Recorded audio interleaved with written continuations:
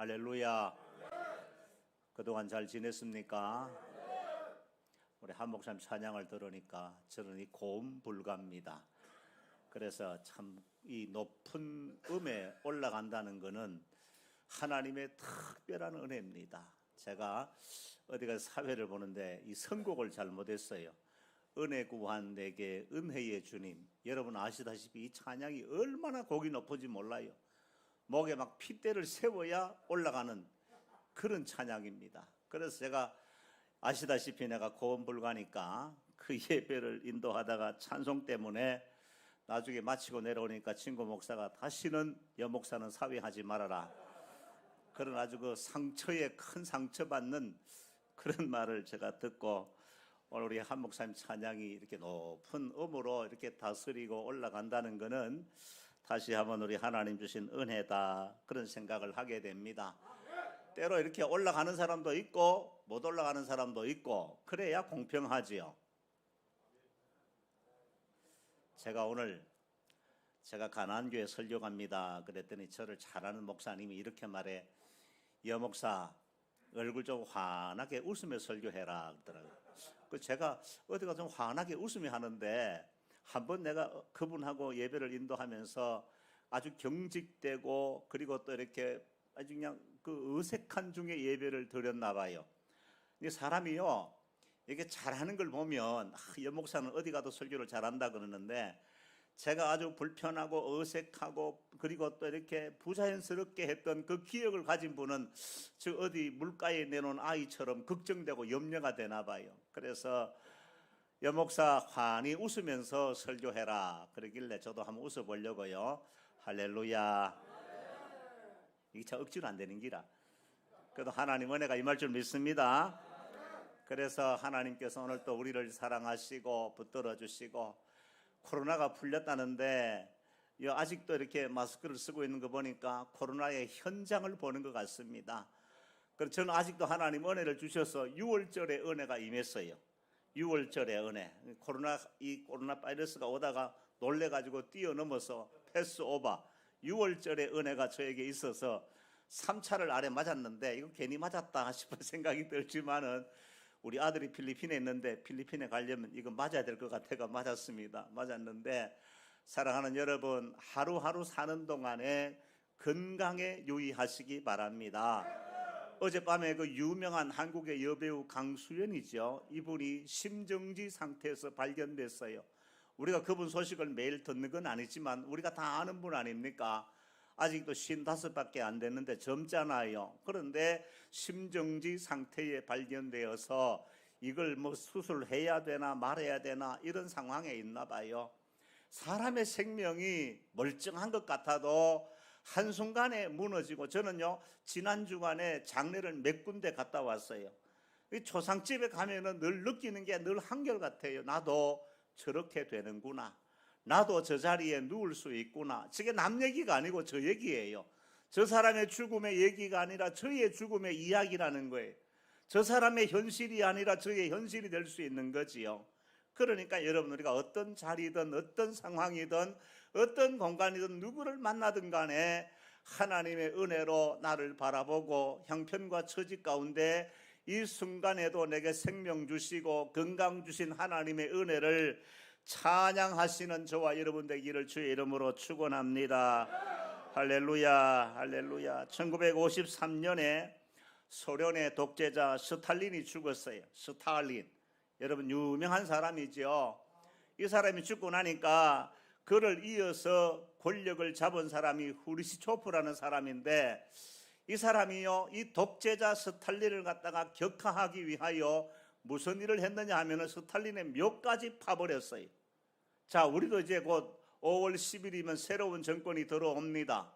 우리 그동안에 우리 문 대통령 설하에 그 치하에 5년을 살았는데 살림살이 좋아졌습니까? 앞으로 여러분, 윤석열 대통령이 취임을 해가지고 앞에 있었던 이 5년의 정권에 관하여 어떻게 처리하고 어떻게 일을 해나갈지, 우리 지난번에 박근혜 대통령 끝나고 나서 문재인 대통령 했던 일을 우리 다 기억하고 있습니다. 그런데 앞으로 이 정권이 끝나고 새로운 정권이 들어서면 이 앞에 정권에 대한 어떤 이해와 어떤 관계를 맺을지 여러 가지로 주목하는 바가 많습니다. 후르시초프는요, 이 스탈린이 독재자라는 것에 대해서 이 국민들이 그 인식을 뽑아버리고 제하여 버리려고 심지어 스탈린의 묘까지 파버렸다는 거예요. 그 시체를 파버리고 이 시체를 묻어야 되잖아요.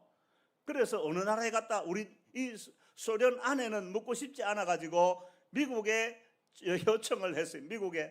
미국의 국립묘지에 묻어보자. 그러니까 미국 사람이 하는 말이, 우리는 이 공산주의자는 절대로 안 된다. 그래서 퇴짜를 맞고 프랑스에 부탁을 했습니다. 나폴레옹이 묻혀있는 모 곁에, 그 묘 곁에 묻도록 하자. 그러니까 우리도 안 된다 그랬어요. 그래 어디에 마지막에 부탁을 했느냐 하면은 이스라엘에 부탁을 했어요. 이스라엘에 부탁을 하니까 자, 우리가 허락하겠다. 근데 이 단서가 붙어 있어요. 만약에 스탈린을 예루살렘에 묻으면 부활할 가능성이 가장 높다. 그러니까 이 후르시초프가 스탈린이 부활할까봐 너하고 이 러시아, 이 소련에 스탈린의 시체를 묻었다. 그렇게 말하고 있습니다. 예루살렘이라고 하는 말을 들으면 우리가 상당히 정감이 가고, 예루살렘의 말만 들어도 야, 참 동경의 그런 도시가 아니겠습니까? 저는 시골에 살았어요. 시골에 태어나서 시골에 자라서 시골에서 이렇게 지나다 보니까 저에게는 이 서울이라고 하는 큰 도시에 대한 동경이 있습니다.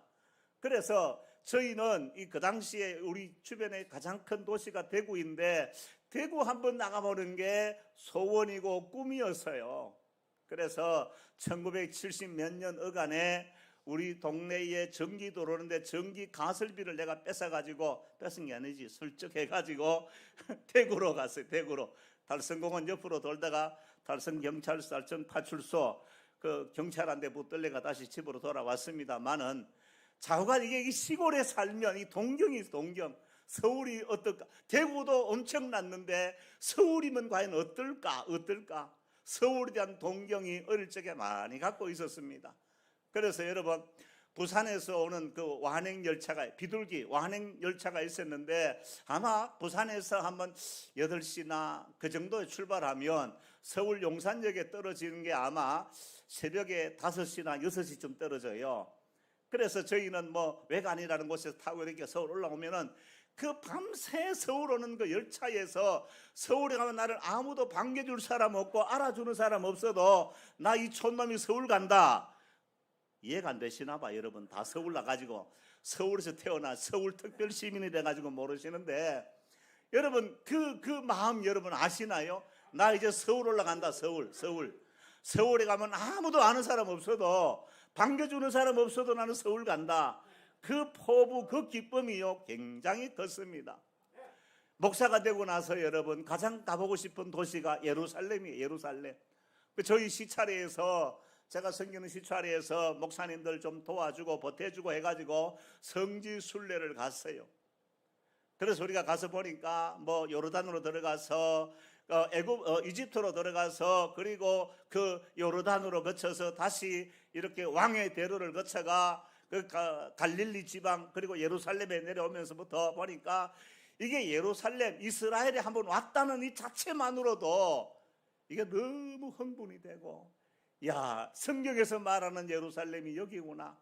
그리고 통곡의 벽 겟세마네 동산에 올라가서 예수님이 나신 베들레헴에 가가지고 미국에서 오신 어떤 여자분하고 내가 만나가지고 영어 단어 5개 가지고 1시간 동안 얘기했다는 전설적인 사람입니다. 제가 영어 단어 5개.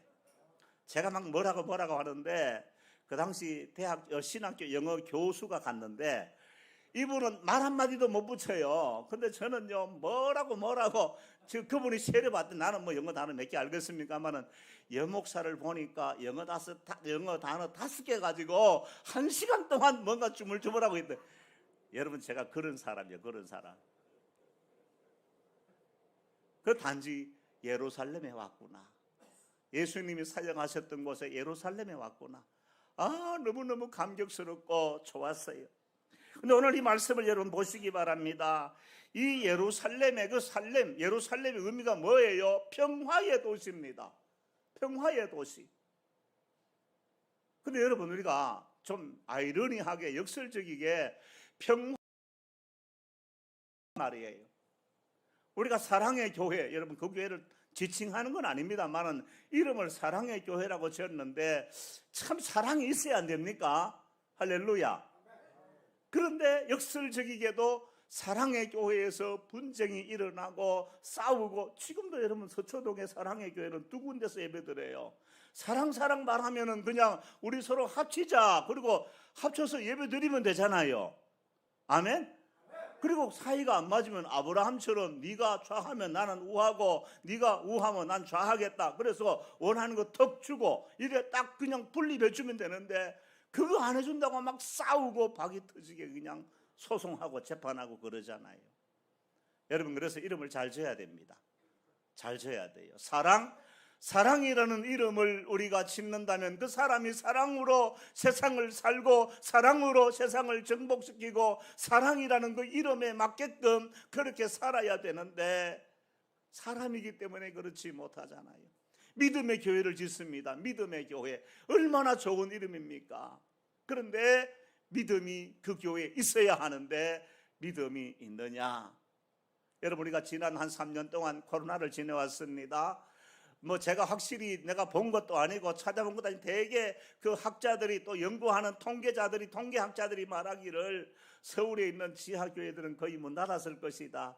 안 닫은 교회도 있을 겁니다. 그러나 대충 통계가 그렇게 나온다는 거예요. 그래도 이 가나안 교회는 시간마다 때마다 하나님 앞에 매일매일 제단 쌓고 있다라고 하는 게, 제가 올 때마다 말씀을 드리지만 참 귀하고 하나님이 영광 받으시는 아름다운 교회다라고 하는 거예요. 자, 그러면 여러분, 우리가 그동안에 뭐 열린 예배니 무슨 예배니 드렸잖아요. 저 역시도 유튜브나 이렇게 영상 예배를 드리면 뭐 할 거 다 합니다. 물도 마시고 컴퓨터 자판도 쳤다가, 그리고 일나서 또 오줌도 누구 오고 막 이거 온갖 거 다 하는 거예요. 그게 무슨 예배입니까? 이렇게 탁 앉아가지고 목사님 잘생겼나 못생겼나가 아니고 오늘 말씀에 은혜가 있나 없나 그냥 집중해서 말씀을 받고 말씀을 대하는 그런 태도, 이런 모양이 제대로 된 예배가 아니겠습니까? 근데 이렇게 그냥 막 그 예배를 드리는 동 마는 동 뭐 그냥 11조도 보내는 동 마는 동 하다가 이제 코로나 끝나가 예배 드리자 했는데, 여러분 3분의 1은 다 휴거하고 말았대요. 다시 우리가 믿음으로 살아간다라고 하는 거, 다시 우리가 믿음을 올린다고 하는 거, 다시 우리가 옛적의 신앙과 옛적의 믿음을 회복한다라고 하는 것이 얼마나 힘든지 몰라요. 에베소 교회를 향하여 주님 말씀하지 않았습니까? 첫사랑 잃어버렸다고. 여러분, 저와 여러분 다 첫사랑의 감격과 기억과 기쁨이 있지 않습니까? 그런데 시간이 지나고 세월이 지나고 내 신앙이 때가 묻고 내 신앙이 잘못된 오염덩어리가 내게 묻어서 내게 정말 주님을 사랑했던 그 첫사랑의 감격과 기쁨이 있느냐라고 하는 물음을 던질 때에, 나도 지금도 그때도 지금도 변함없이 주님을 사랑합니다. 우리 주 예수 그리스도를 변함없이 사랑하는 모든 자에게 은혜가 있을지어다 그랬는데, 지금도 변함없이 주님을 사랑하고 지금도 변함없이 주님을 기뻐합니다라는 이런 고백을 하나님 앞에 드릴 수가 있느냐라고 하는 물음이 되는 거예요. 예수님이 3번 우셨습니다. 성경의 기록에 의하면 나사로의 무덤 앞에서 예수님이 우셨다, 그렇게 말씀하고 있습니다.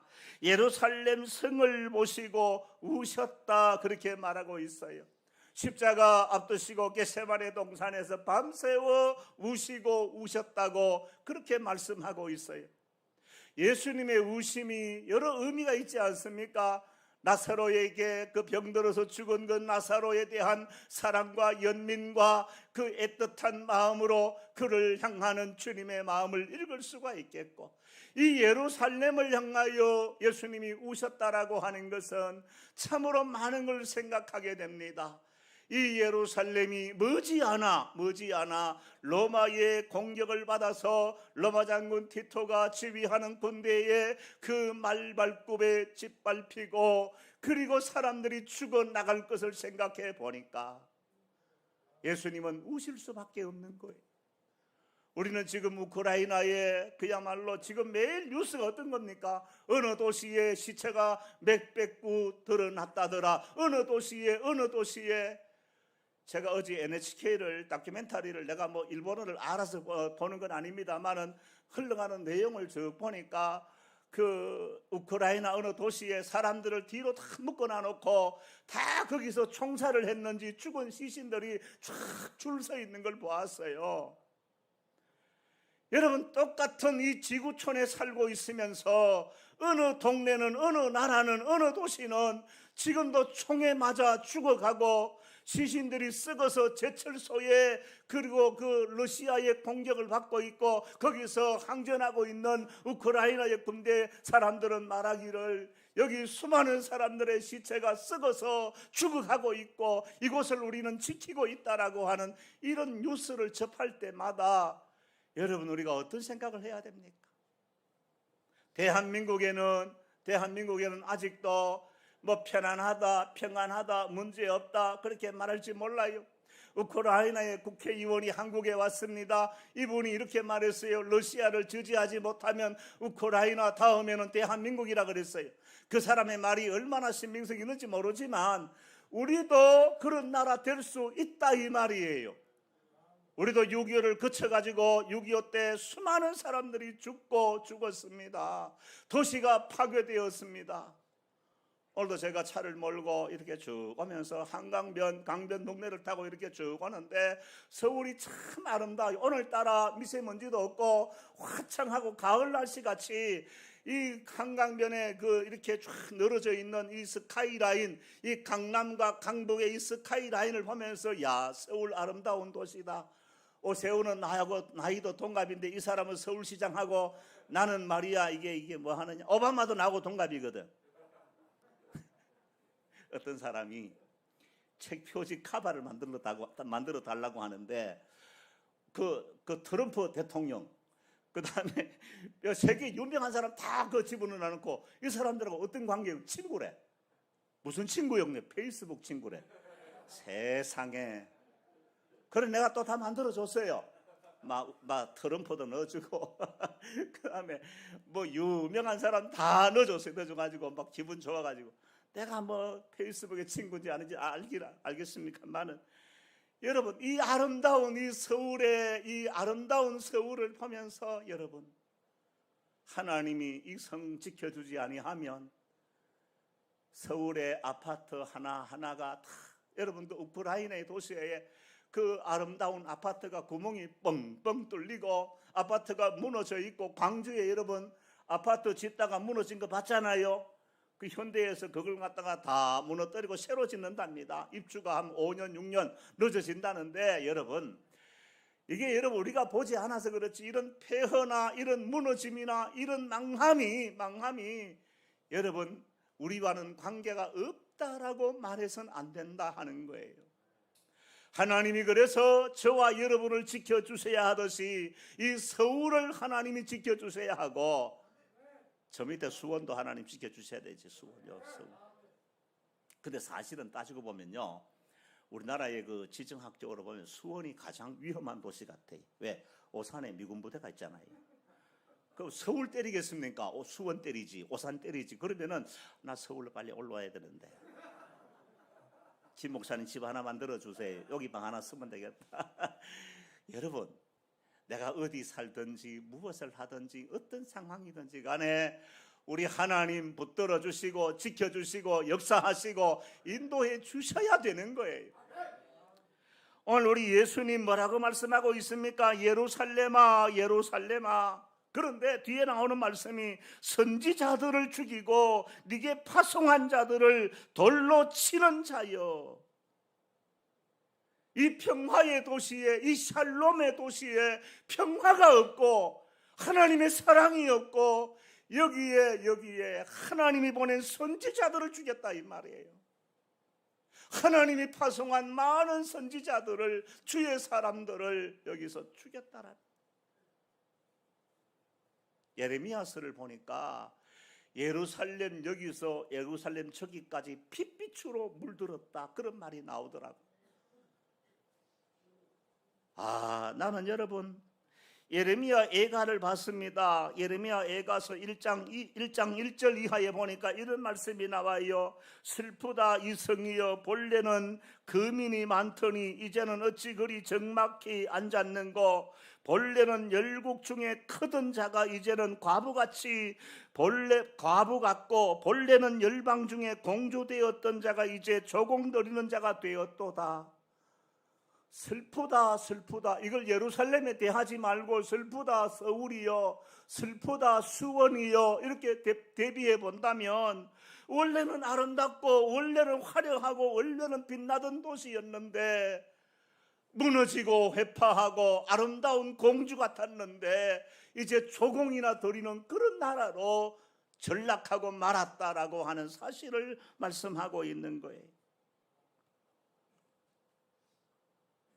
밤새도록 애곡하니 눈물이 뺨에 흐름이요, 사랑하던 자 중에 위로하는 자가 없고 친구도 다 배반하여 원수가 되었도다. 유다는 환난과 많은 수고로 인하여 사로잡혀갔도다. 저가 열방에 거하여 평강을 얻지 못함이요, 그 모든 핍박하는 자가 저를 쫓아 협착한 곳에 미쳤도다. 시온의 도로가 처량함이요, 절기에 나아가는 사람이 없음이로다. 모든 성문이 황적하며 제사장들이 탄식하며 처녀들이 근심하며 저도 공고를 받았도다. 그렇게 말합니다. 망해버린 예루살렘, 무너진 예루살렘, 회파된 예루살렘을 바라보니까 그 화려했던 거리가, 아름다웠던 도시가 여러분 탄식하고 적막한 도시가 되고 말았다라는 거예요. 러시아는 1억 4천만 명입니다. 인구가 1억 4천만 명. 그런데 그 땅이 얼마나 큽니까? 1억 4천만 명 가지고 그 땅을 운영하는 건 힘들어요. 힘들어. 그래서 여러분 우리가 아는 대로 이 사할린에 우리 이주 갔던 우리 동포들을 갖다가 저 우즈벡이나 중앙아시아로 이주시켰잖아요. 지금도 여러분 우크라이나의 사람들을 데려다가 러시아의 벌목공으로 쓰고, 북한도 그리 가지요. 그러니까 여러분 사람이 없다라고 하는 거는요, 인구가 적어진다라고 하는 건 국가적인 재앙입니다. 여러분 우리가 어릴 적에는 뭐 계시면 다 똑같겠습니다. 한 가정에 적어도 5명, 적어도 우리 처가는요 8남매. 목사님 가정에는 4남매입니까? 3남매? 2. 적게 두셨네. 우리 김 목사님이 우리 어머님하고 동갑이신데 우리 집에도 5명. 그러니까 우리 때는 거의 뭐 5, 6 그런 자녀들은 많았잖아요. 우리는요, 우리가 장가가던 1986년에는 둘만 낳아 잘 기르자, 둘만 낳아 잘 기르자, 이게 막 그냥 슬로건이야 막. 그래서 나도 둘, 너도 둘, 막 전부 돌아가며 둘씩 낳았어. 나중에 보니까 둘도 많다, 하나 놓자, 이래가지고 막 하나 건너가지고 하나 놓고 막 그랬는데, 우리 아들이 지금 35인데 장가를 가래, 장가를 안 가 이놈이. 근데 여러분 요새 보면은요, 우리 때쯤 되면은 전부 카카오톡에 뭐 올린 줄 아십니까? 손주 사진 열심히 올려요. 막 손주, 손녀, 딸 올려가지고 우리 손주 이쁘지, 우리 아주 화가 나가지고 전화를 해가지고 너는 왜 장가를 안 가니 이 나쁜. 여러분 이게 내일 모레 어버이날인데 그래도 이 어버이날 돼가지고 우리 아들들이 와서 아버지 손주 한번 안아보세요.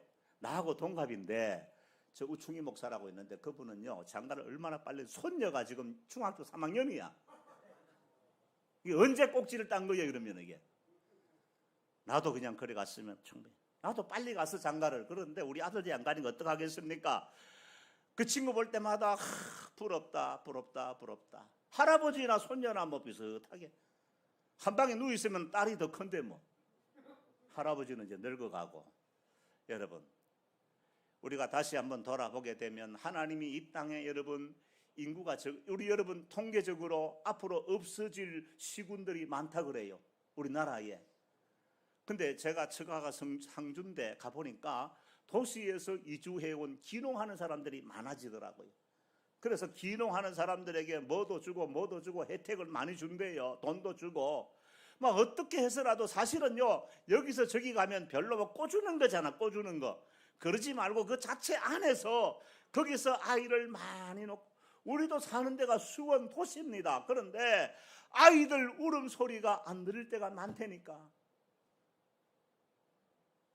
우리나라도 여러분 자녀가 많이 생산돼서 우리 후대가 없어질 나라가 아니라 여러분 더 강성하고 그리고 하나님이 축복하는 창대한 나라가 되어져야 할 줄로 압니다. 오늘 여러분 이 예루살렘아 예루살렘아 내가 너를 모으려고 했던 것이 한두 번이 아니다. 이 말씀 속에 저는 무엇을 생각했느냐 하면 하나님은 열심히 우리를 사랑하고 모으려고 하셨다. 흩어지지 않고 모으려고 하셨다.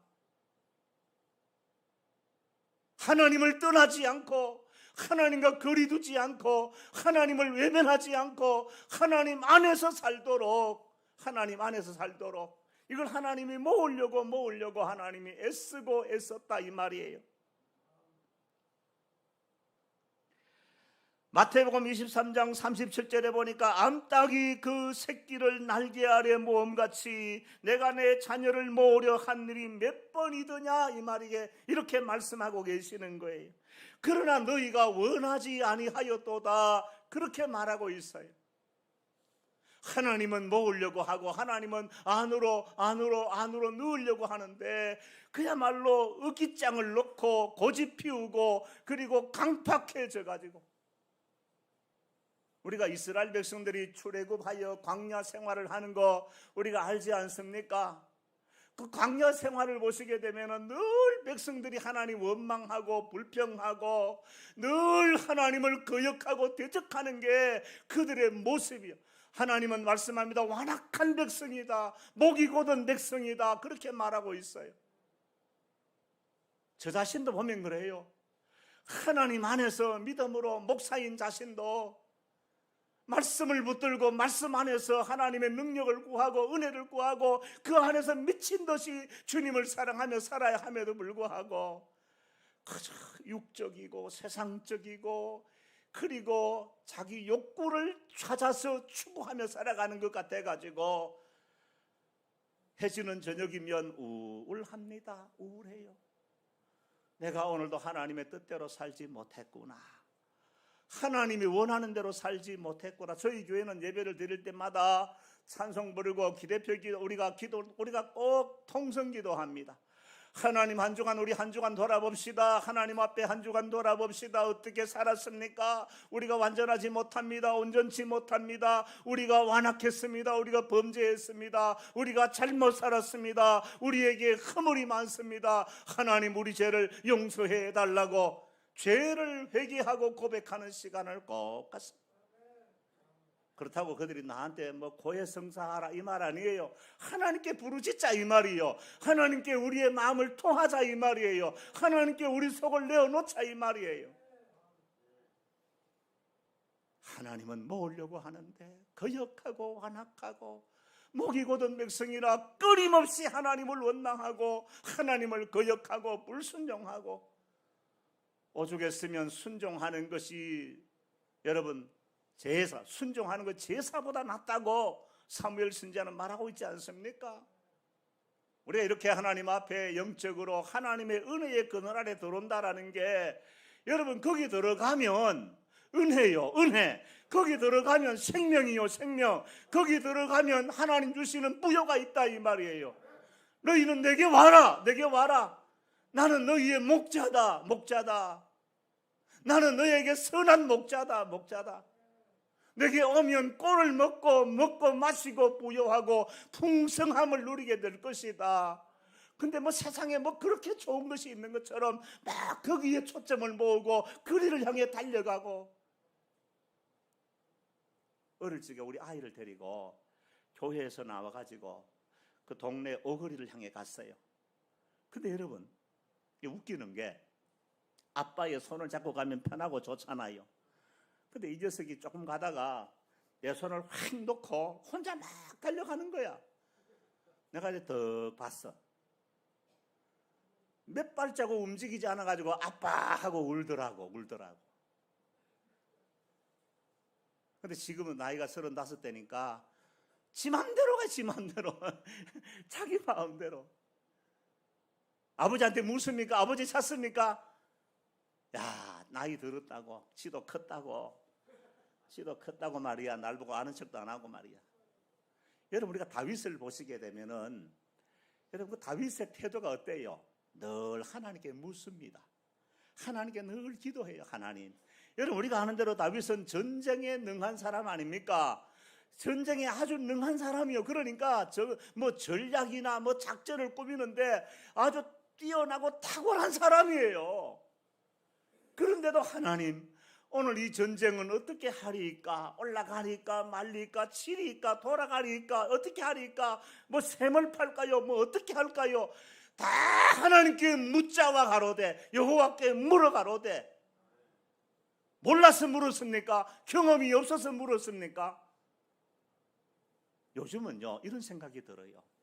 과거는 어떤 도식, 형식이 있어요. 요렇게 가면 요렇게 될 것이다.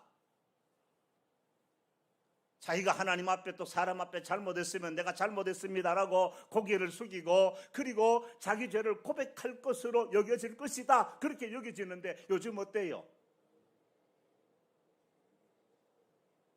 자기 수사하지 못하려고 그냥 검수완박하고 말이야. 대통령도 잘못하면 벌 받아야지. 아멘? 감동이 적다. 여러분 대통령뿐만 아니라 나도 너도 다 법 앞에 모든 국민은 법 앞에서 평등해야 되지요. 검찰한테 수사를 못하게 하면 어떡해? 그런다고 그들의 죄가 덮일 게 아니요.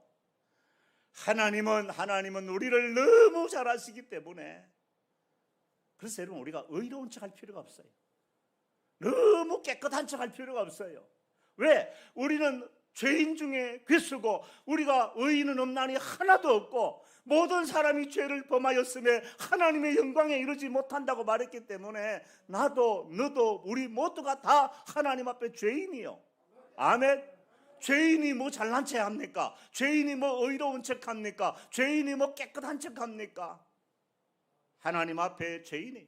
그래서 우리가 하나님 앞에 주 안에 들어간다라고 하는 거, 죽게 나온다라고 하는 거, 이건 말할 수 없는 은혜와 축복이에요. 축복이. 우리 둘째 놈도 저희 집에서 직장 출퇴근하는 게 힘들다고 집을 얻어 나갔잖아요. 근데 웃기는 게 그놈이 아빠 오늘 집에 갈게 하는 이 전화만 받아도 제가요 막 괜히 뭐 할 일도 없는데 막 방을 왔다 갔다 하고 거실을 왔다 갔다 하고 아들한테 뭐 줄 거 없나 싶고 뭐 먹일까 싶고 막 그런 마음이 막 들어요. 저만 그래요? 여러분들도 며느리나 또 아들이나 자부들이 아버님 올 찾아뵐게요 말만 들어도 마음이 흐뭇하고 기쁘고 하나님은 우리를 기뻐하는데 그 기쁨을 이기지 못하는 하나님의 그 기쁨이 그렇게 그 감격이 그 안에 있는데 우리는 뭐가 잘났다고 의기짱 부리고 외면하고 고집 피우고 내 뜻대로 살려고 막 내 길을 걸어가는지 이거 다 나보고 하는 소리예요. 여기서는 이 목사를 향하여 하나님 앞에 내가 드리는 고백입니다. 하나님 안에 좋은 것이 많고 하나님 안에 부요가 많고 하나님 안에 모든 능력이 하나님 안에 있는데 나는 자꾸 하나님을 떠나려고 하고 거역하려고 하고 불순종하려고 하는 이 악함이 내게 있다 이 말이에요. 예루살렘아 예루살렘아. 우리 주님이 모시고 우시잖아요. 내 이름 하나 부르며 하나님 나를 향하여 내 이름 부르시며 하나님 우시고 있진 않는가? 주님 앞에 옵시다. 나는 오늘 이 말씀 준비하면 사실은 굉장히 부담스러웠어요. 사실은 여러분 목사가 위로하고 용기 주고 새 힘을 주는 그런 말씀을 많이 해야 됩니다. 그럼에도 제가 이 말씀을 준비하고 증거하는 것은 우리 자신의 실체를 알고 우리가 어디 가야 제대로 된 행복과 기쁨과 영적인 만족이 있다라고 하는 걸 알기 때문에 우리 그리 갑시다. 죽게 갑시다. 은혜의 자리에 갑시다. 생명의 자리에 갑시다. 약속의 자리에 갑시다. 부요의 자리에 갑시다. 생명의 자리로 갑시다.